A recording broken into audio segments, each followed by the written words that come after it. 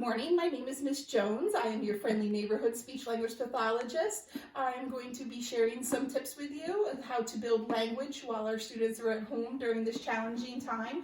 Today we're going to be talking a little bit about play therapy and how we use toys to help students build their language.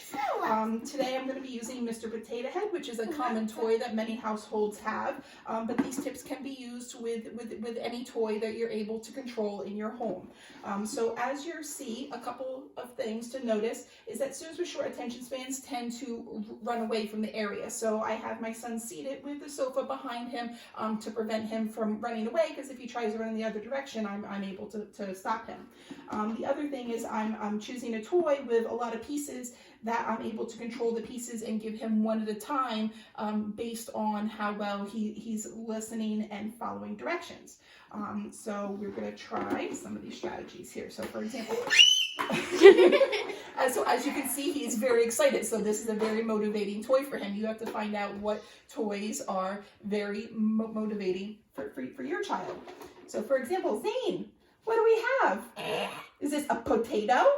What is that potato? Show me the potato. You show me the potato. The shoe. Oh, yeah, those are shoes. Oh my gosh, do you want to put the shoes on the potato? Yeah. Okay, here we go. So as you can see, he said shoe. So I'm going to give him the opportunity to put the shoes on the potato. Those shoes on. What would you like next, Zane? What is that? Is that eyes? No. Or a nose? No, what's this? What do we smell with? We smell with our nose. Yeah, nose. Put this on.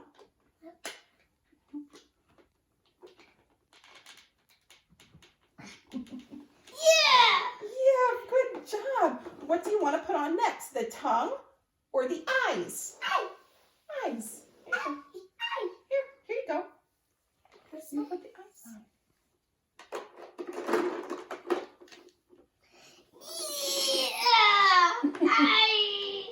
Eyes. What should we do next? Should we do the mouth or the ears? What is that? Can you say ears? Ears. Ears. You say ears. Ears. Good job. Here you go. You put the piece on there.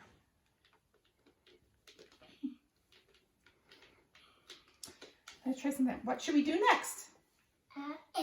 This? Okay, what is this? This is our mouth. Mouth. Good job. You put the mouth on. So as you can see, at first he didn't want to say the word ears. I gave him a choice of two and he didn't say it. So then what I did is I prompted him to imitate me, to copy what I was saying, and held the piece up near my face, pointing to the body part that I wanted him to label, and made sure that he was paying attention to my mouth while I was saying the word and emphasized it. And then once he was able to say the word ears, then I gave him the piece. Here's the other ear. Where's the other ear? What was this? Ear. Ear. Good job. What is it? Ear. Good job. Okay. And sometimes students are not always going to pronounce the words exactly correctly if they have articulation issues. Sometimes they'll substitute sounds or leave the sounds off of words, but with language therapy, we're looking to build the words that they say and not necessarily have them say them exactly right. But when they do say them wrong, like when he says ear instead of ears, I usually repeat the word back to them and pronounce it ears, and I really emphasize the sound on the end just so they get that modeling, that constant repetitive exposure to the correct pronunciation. Here you go. You want this? What would you like next? Do you want an arm? No. You want white or blue? No. Oh, you don't want them? Oh, okay. So if they're not interested in it, you might have to move on to a different piece. What would you like next, Zane? Would you like eyes or a hat?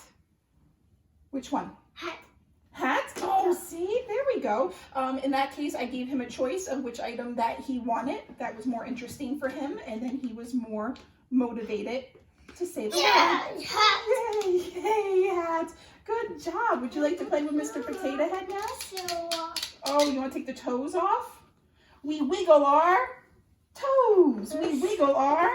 Oh, you want to put shoes on instead? We wear shoes on our feet. Feet. Where do we wear shoes? On our feet.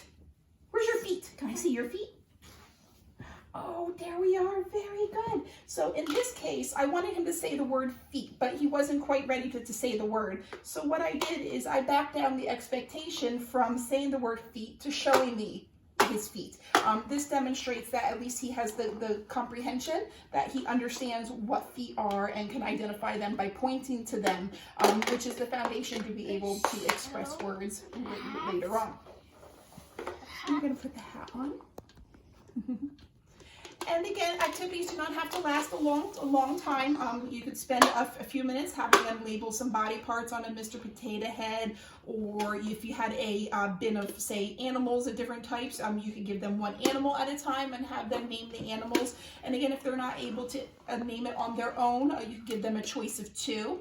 A lot of students will automatically go for the second choice if they're not quite sure of the answer, but it's still good practice at imitating.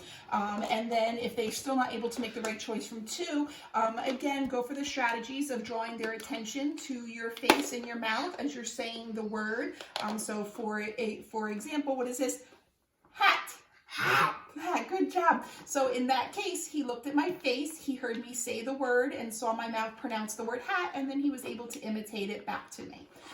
So this is our tip for today. I'll be posting more videos with tips for reading with your child in my next installment. Thank you. Have a good day.